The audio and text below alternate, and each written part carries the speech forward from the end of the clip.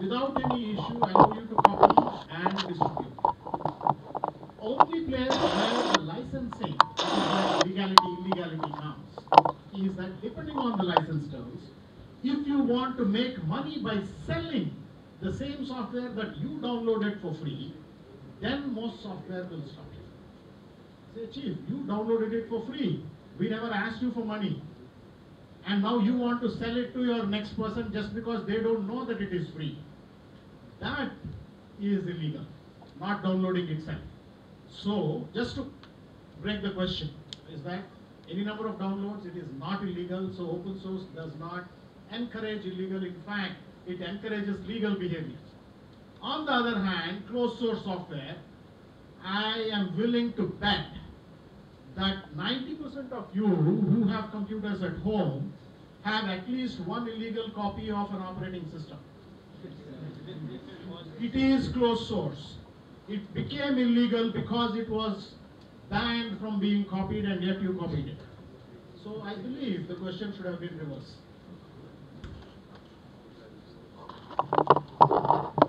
Yeah. Any more questions? Sir, can you tell us more about the competitive coding? Who asked that?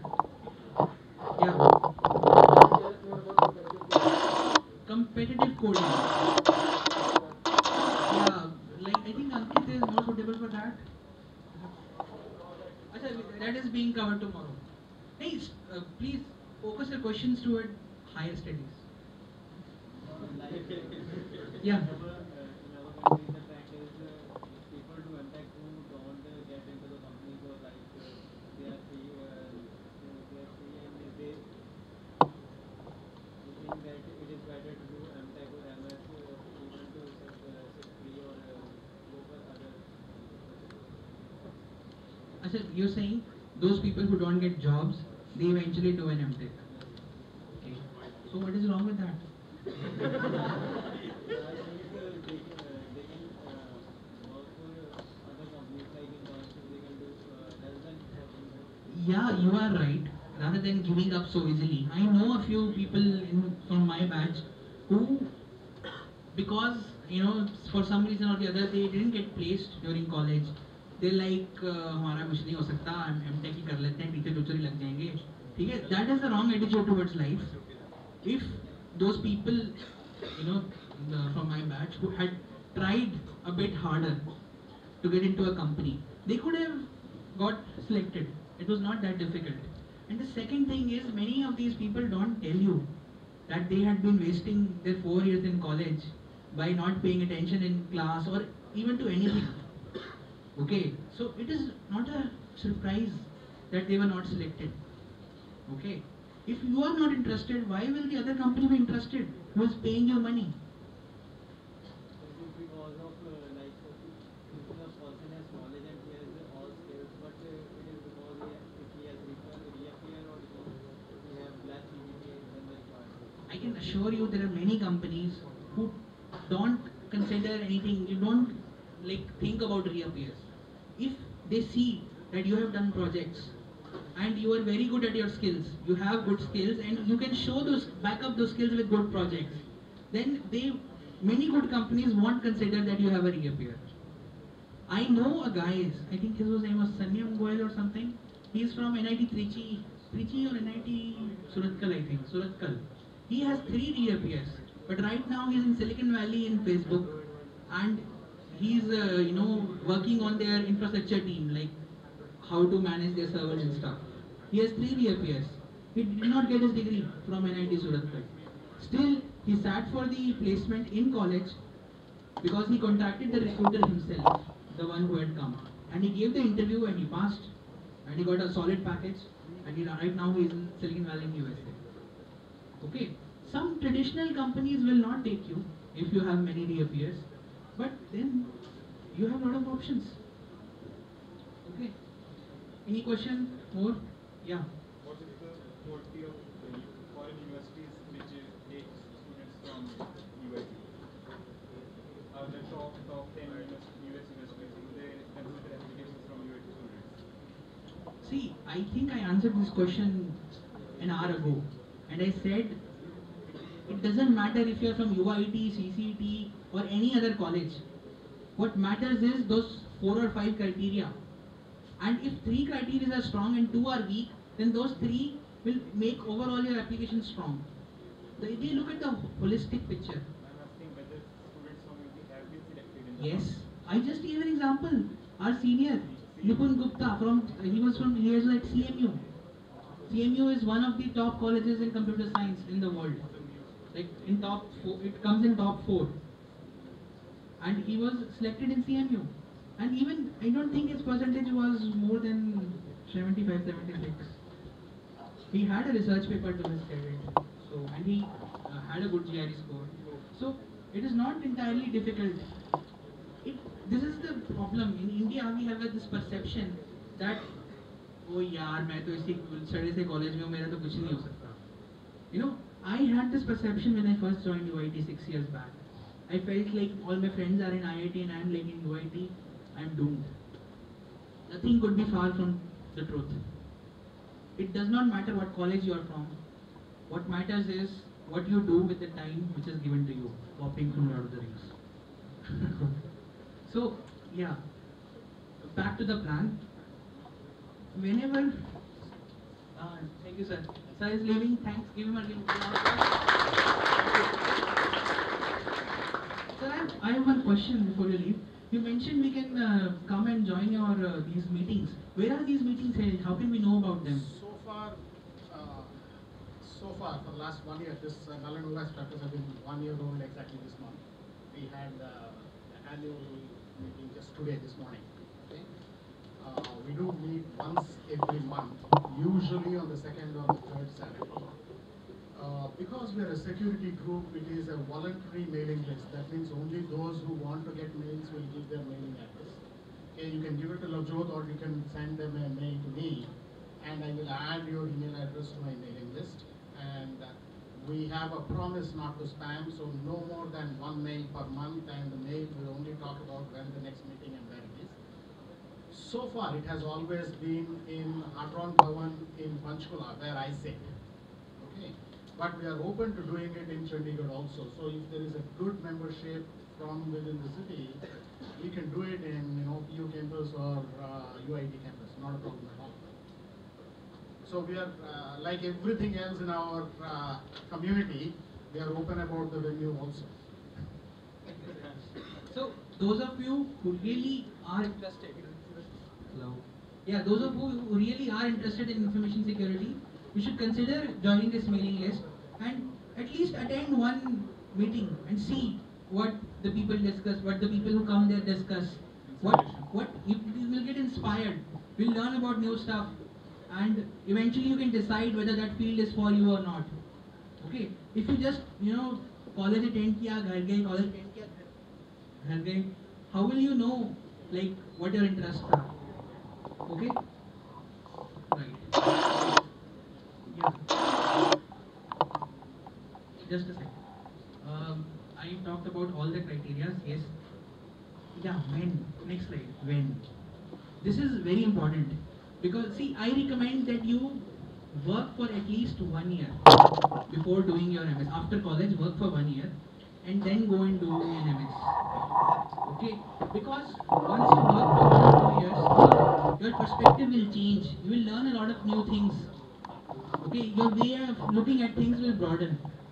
And maybe MS might not be right for you. MTech might not be right for you. Maybe you are an MBA guy. And you'll only know if you work in some relevant field in the industry, right? Don't rush into an MS just after like college khatam hua usi baad MS ja rahe hum. But give the GRE in college because GRE needs time for preparation, and it's difficult to find that time during a job. Much more difficult. It sounds easy. One might say, "Arey yaar, kya job kar lunga?"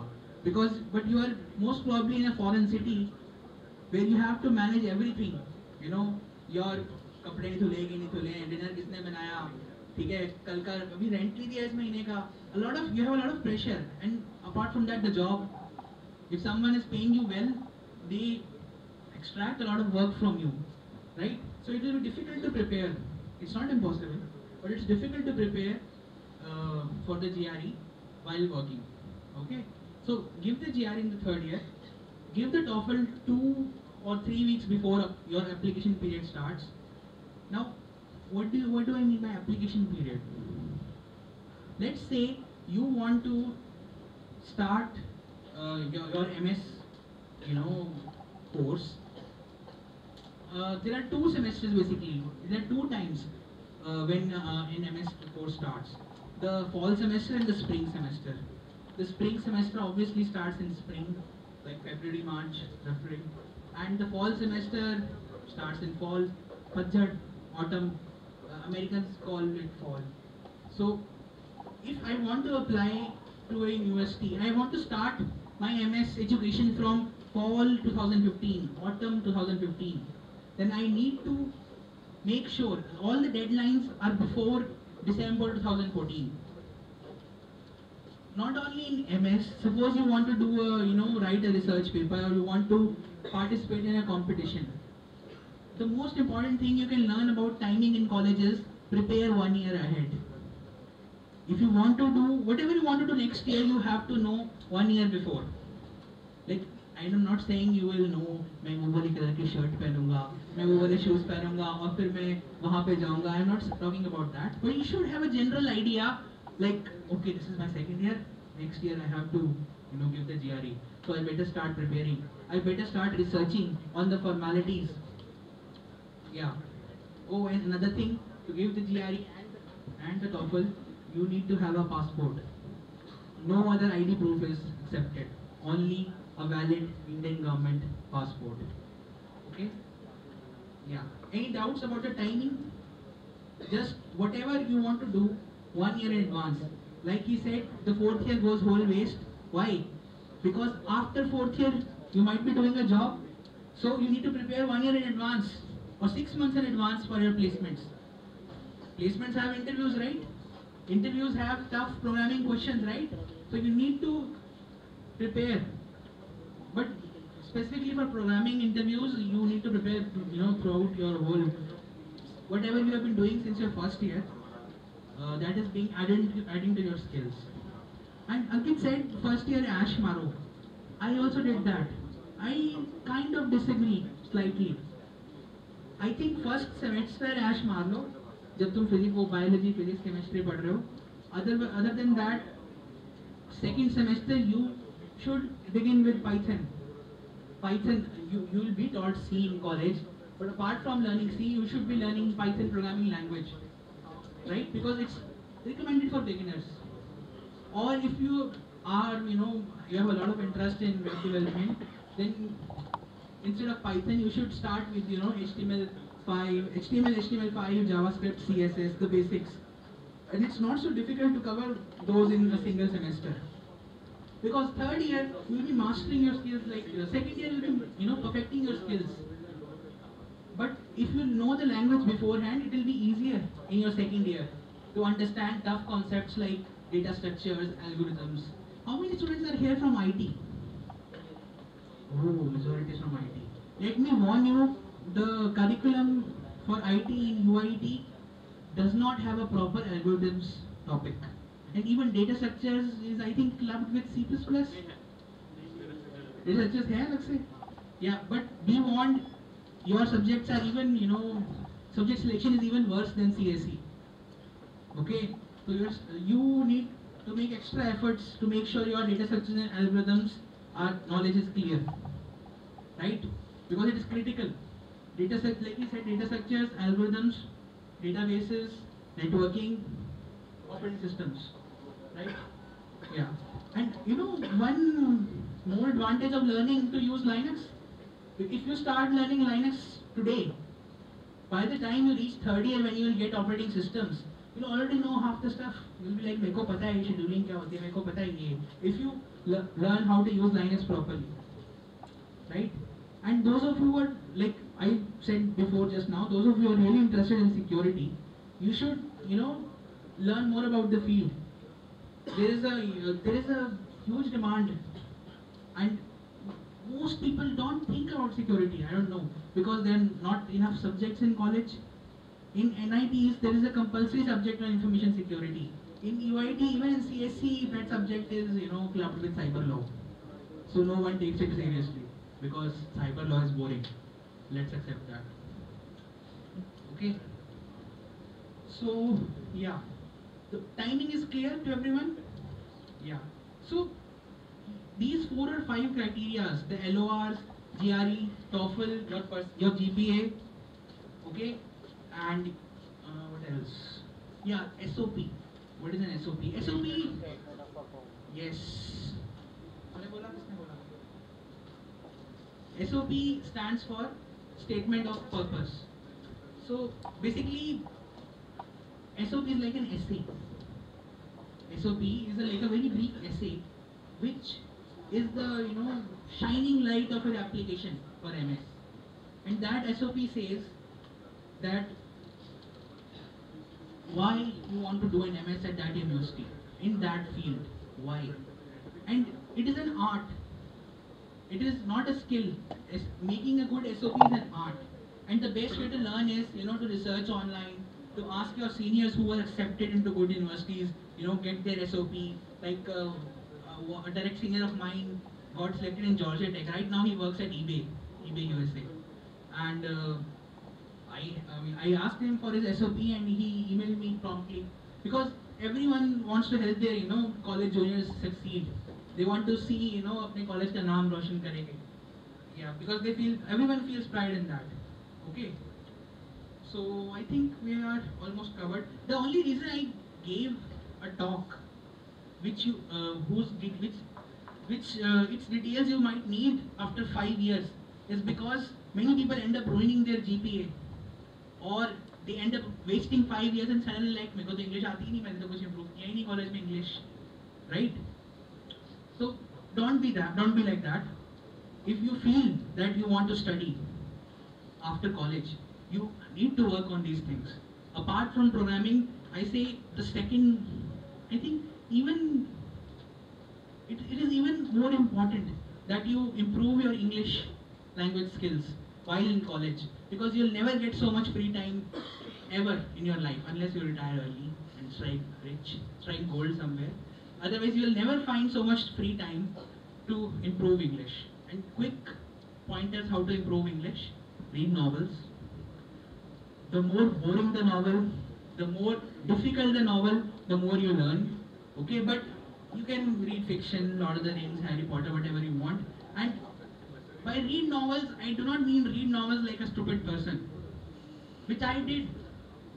Everyone does sometime in their life. They read the novel, okay, मेरे को ये word समझ नहीं आया, but I kind of got the meaning and I skipped the word and then I continued on reading it. Don't do that. If you don't understand the meaning of a word, look it up on dictionary.com or whatever your favorite dictionary website is. Listen to its pronunciation, try to speak it, and then remember the meaning, and then read the sentence again. What this will ensure is that whenever you next encounter the word, you have reduced the chances that you will, forget the meaning. English is not only about speaking or pronunciation. It is also about, vocabulary. How many words can you remember? GRE needs at least a vocabulary of, around 1000 to 1200 words.